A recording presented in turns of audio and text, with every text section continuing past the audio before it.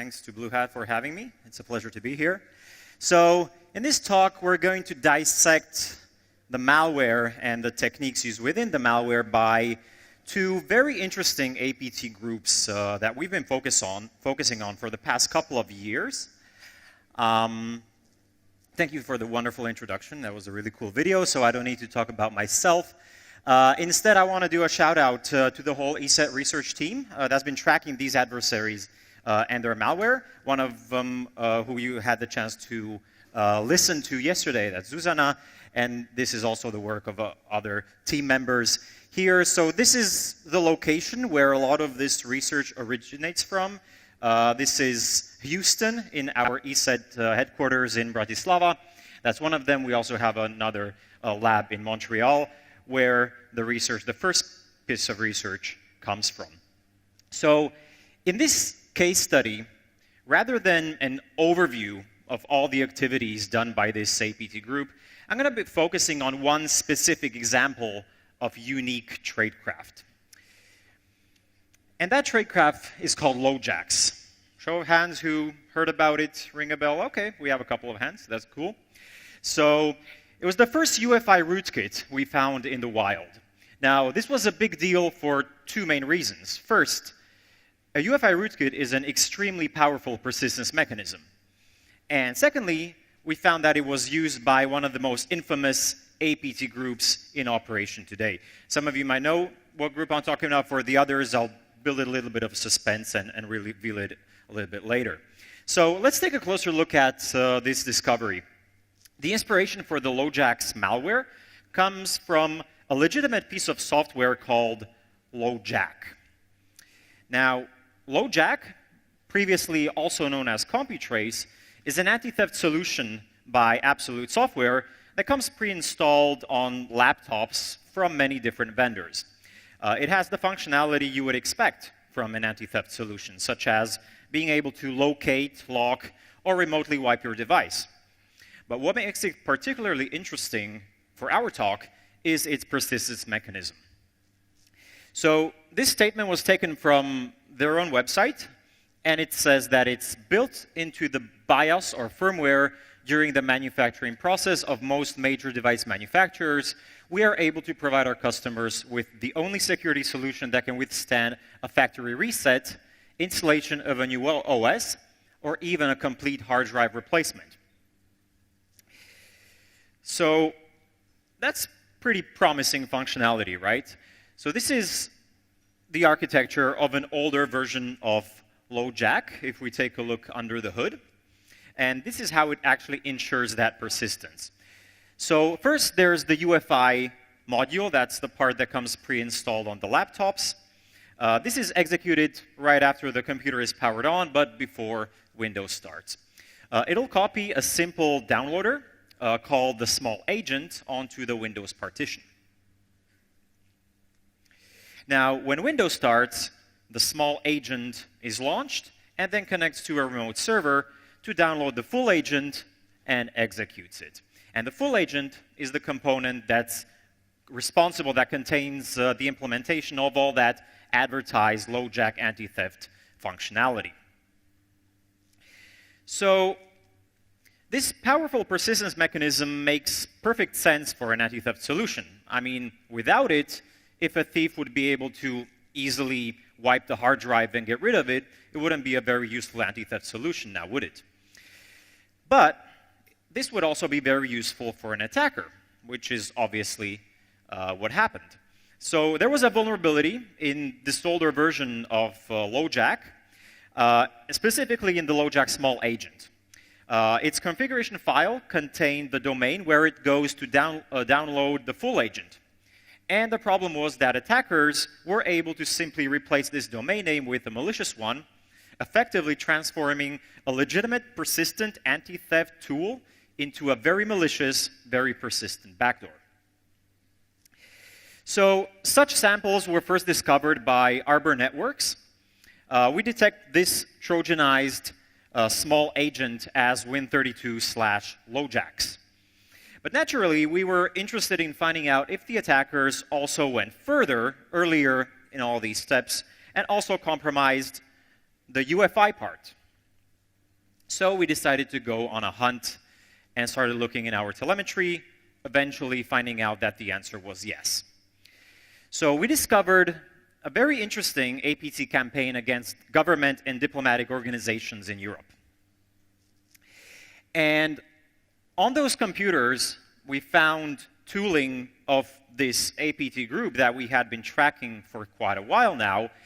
And in addition to those tools, we found some very interesting utilities, such as this one, info_EFI_exe. This is actually a benign custom tool, and its purpose is to extract a lot of information on about the system's hardware, including the UEFI firmware vendor and version. So this was kind of like the first sign that maybe a LoJack's UEFI rootkit might exist. Later, we found this other custom tool, rewriter_read_exe was what it was called, and the purpose of this one was to dump the entire content of the UEFI firmware memory. Now, that looks like a simple operation, but it's not. The tool has to talk to the SPI flash controller on a very low-level protocol, and that's a far from trivial thing to do. Now this all took some time, so later on, we were able to find this other utility, rewriter_binary_exe. And this is actually where we also found the UEFI rootkit component embedded inside, so hence the detection name for that one is EFI/LoJack's. Now this rewriter_binary_exe, what that does is it has code to add this embedded rootkit into the firmware image dumped by that previous tool, the rewriter_read_exe, and then to write this Trojanized image back to the target's firmware memory.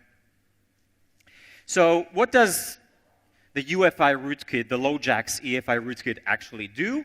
Well, although the implementation was far from trivial, from a high-level perspective, the functionality was pretty straightforward. Now, as is the first thing that starts running when you power up your computer before Windows starts, it had to load an NTFS driver to allow read and write operations. Afterwards, it would write the small agent, the Trojanized small agent, that Win32/LoJack's component to the system partition, and then it would ensure its execution by patching the Windows registry. Now, after having discovered all of this, so this looked really interesting. So we found a UEFI rootkit, that a UEFI rootkit actually exists. But we were not entirely, still not entirely satisfied. We wanted to catch it in the act. So fortunately, we have a UEFI scanner as part of our endpoint protection platform. And later on, after the discovery of these files and looking into the telemetry from the UEFI scanner, we were able to find and actually confirm that this UEFI rootkit was actually actively being used in the wild. And we were able to attribute the attack to this infamous SEDNIT APT group, also known as Fancy Bear, APT28, or whatever's your favorite alias for this group, which I think needs absolutely no introduction. For this audience, this is the group behind many of the geopolitically motivated attacks, the DNC hack, and all of those.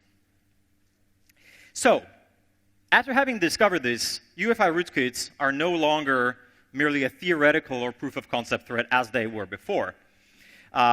They've been deployed against high-profile targets, but even if you're not a diplomat or a government employee, we can expect that this type of advanced tradecraft can be used by any dedicated attacker now against any organization actually worth the effort. If you're interested into more technical details, we have a white paper on it where you can find out more. Okay, so let's have a show of hands who's familiar or who has worked with MITRE ATT&CK in any way or form. Okay, quite a lot of you. In case there's anyone that's not familiar, it's basically a knowledge base of APT tactics and techniques, and also malware, so software names, and APT groups. So a really nice taxonomy and a knowledge base package altogether. And we started mapping our threat research to MITRE ATT&CK about a year ago. one of the reasons for that being that it's nice to have a common language in order to be able to better communicate the results of our research. So LoJax is also featured there for a more high-level overview of the capability. You can also take a look there. Now, the technique that it's listed under is called system firmware. And until then, as I said, UFI rootkits were mostly proof of concepts or reported capability of some government agencies or even the hacking team espionage software. But this was actually the first time that we actually saw it being used in the wild by malware. Okay, so let's move on to the second example, the second case study. This is predominantly research done by my colleague Anton Cherapanov.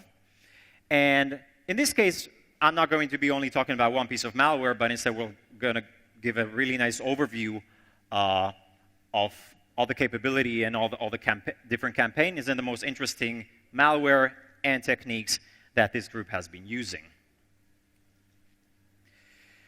So, sandworm, as they're right now most popularly referred to, we haven't really been using that name because we track them with a more granular level, so tracking various clusters which then fall under this sort of umbrella term. There's also a book now about all these activities by Andy Greenberg titled Sandworm. It's a really good read, so if you haven't read it, I do encourage you to pick it up, where you can read the whole story about all this stuff that was happening mostly in Ukraine, but not only in Ukraine, because for a lot of the activity of these groups we saw in other countries as well, for example, Poland. So the first tooling, the first malware that we sort of started focusing on and were able to tie to this group was Black Energy. And Black Energy itself, it has a really interesting history where it went Black Energy version 1 being basically a cybercrime toolkit used for cybercrime, being modular, being used for denial of service attack and various other crimeware stuff, eventually evolving into this APT tool, but even still being basically a general purpose cyber weapon. So it was used in historically the first attacks against a power grid that resulted in a blackout caused by a cyber attack. But Black Energy, as I said, it gave the attackers access inside that critical network, inside the Ukrainians' power grid, the electricity distribution substations. It was a very well organized attack, and it was distributed. So different substations all across the country were targeted around the same time, and a lot of preparations went after. So the blackout itself was actually only the culmination of the attack, and many months of preparations and actually attempts to get inside were happening prior to this visible end effect that we saw. So Black Energy was used for initial access, it was used for lateral movement and all of those things, but the actual pulling the plug, the flipping of the switches, the circuit breakers, that was not done by Black Energy. That was done manually because the attackers were able to get access credentials to a remote access software called Radmin that the administrators of the Ukrainian power grid were actually using, because a lot of these substations are geographically very widespread, so they needed to have a capability to connect to these remotely. And they were able to do that. So in case there's anyone who hasn't seen this, this video, I'll play it for you. This was actually taken by one engineer at one of these substations. You can notice the up-to-date operating system that they were using there.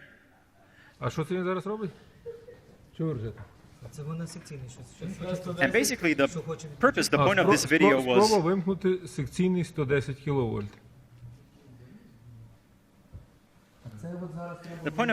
was to show, look, somebody is remotely manipulating the controls, flipping switches, and it's not me, I'm not touching the mouse or the keyboard. І що, це другий раз пробую зробити 110.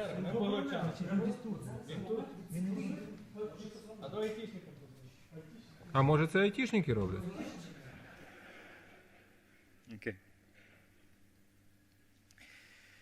So that blackout happened in December 2015.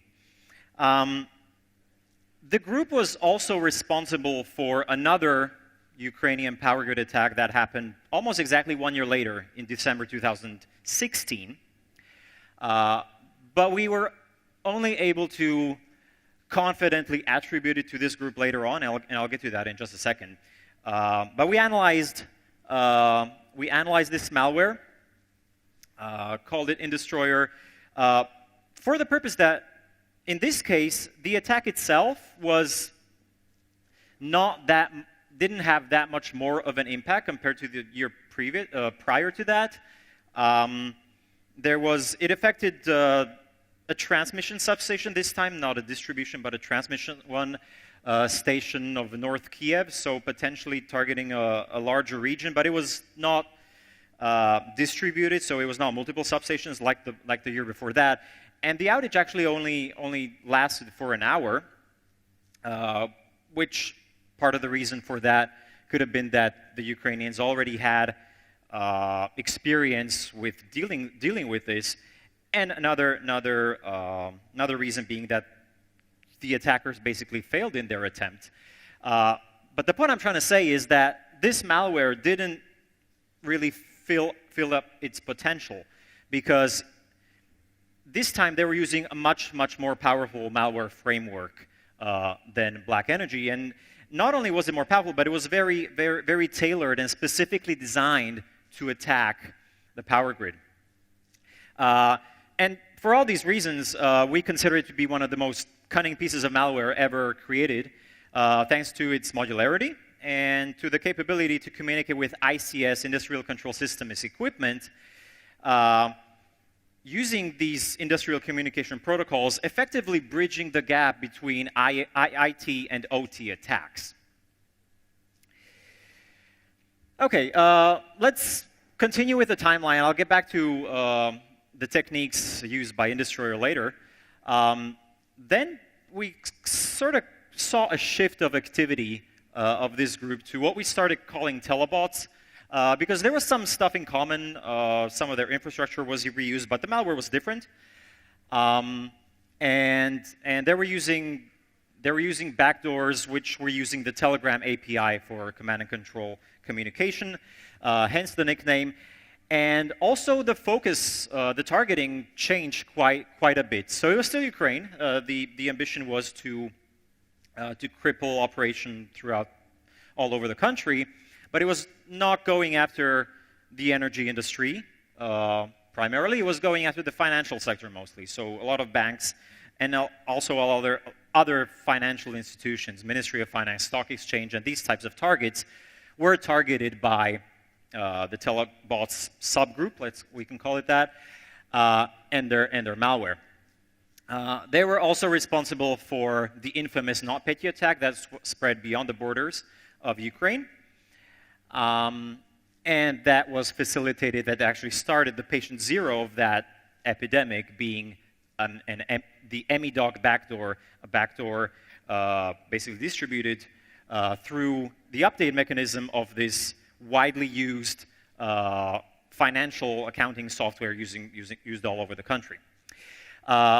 This other box I have here, Exceramel. So we only discovered that later on in April 2018, and this was the actual piece of evidence that we were missing that allowed us to connect InDestroyer with this whole activity of this group. So we knew that Exceramel was the work of this telebots subgroup due to the execution chains, due to malware similarities and other stuff like that.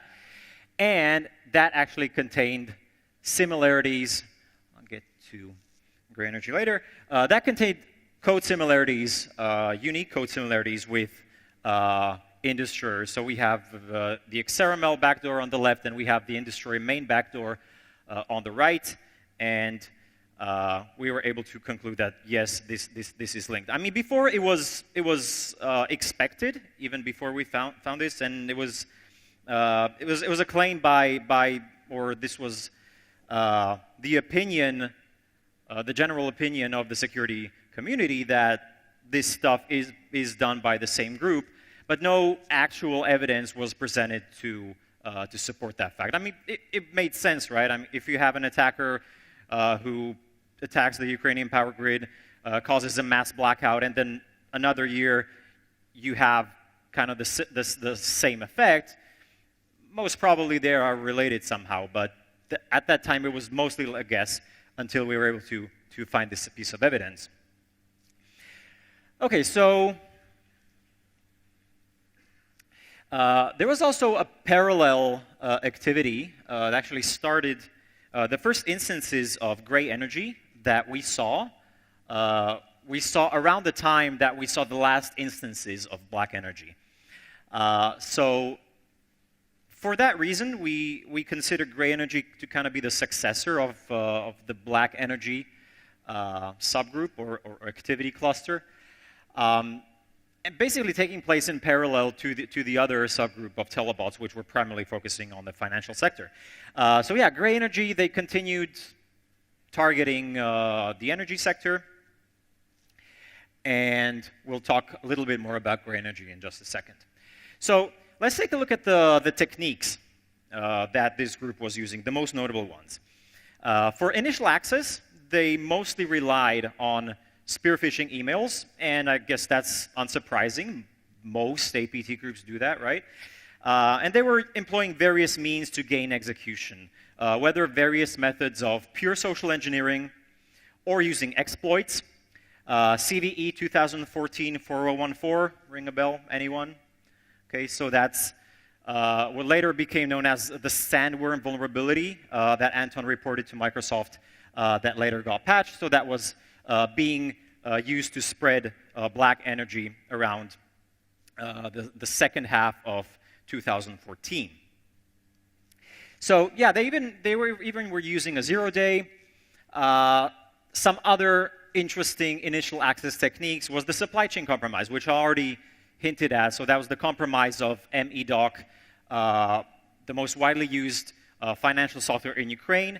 The attackers managed to compromise basically the whole infrastructure of this company from their source code all the way to their update servers, and they abused the update server mechanism to push basically Trojanize to push backdoored updates virtually to every business around the whole country. And then through this backdoor, through this MEDOC backdoor, they pushed the non-Petya epidemic. So that's the most widely known example of supply chain compromise, but that's not the only one. So that happened in June 2017, not Petya there.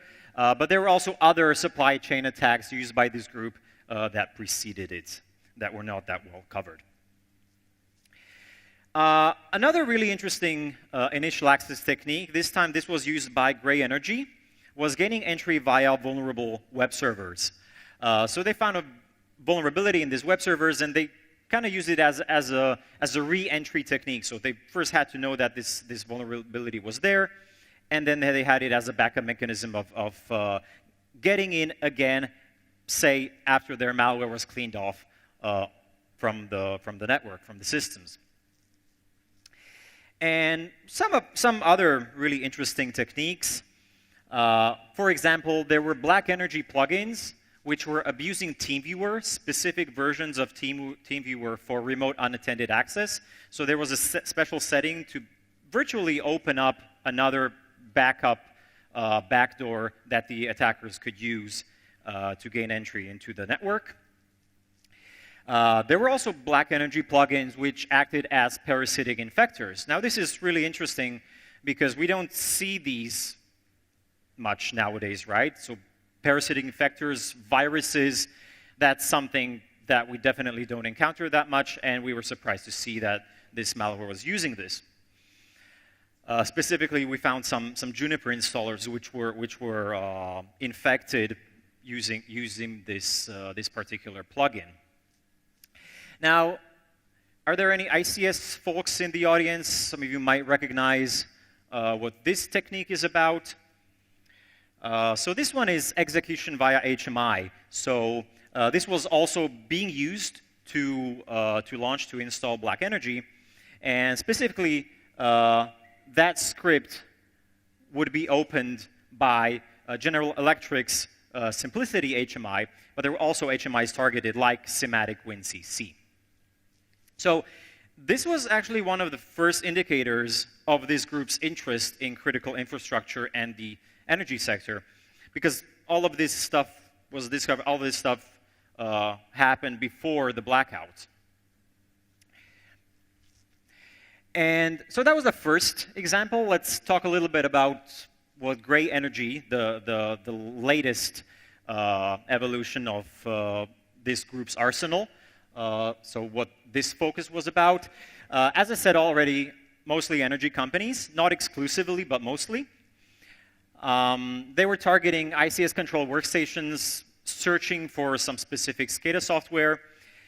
And a very curious observation, one that also indicated the group's targeting, was that some of the gray energy samples we detected and analyzed were signed with a certificate from Advantech, a Taiwanese manufacturer of industrial and IoT hardware.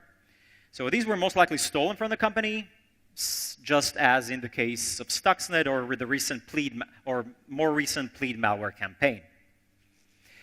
So some more interesting gray energy techniques. For OPSEC, for staying under the cover, they didn't push all of their modules, so it was also modular. This is also kind of a signature thing for this group.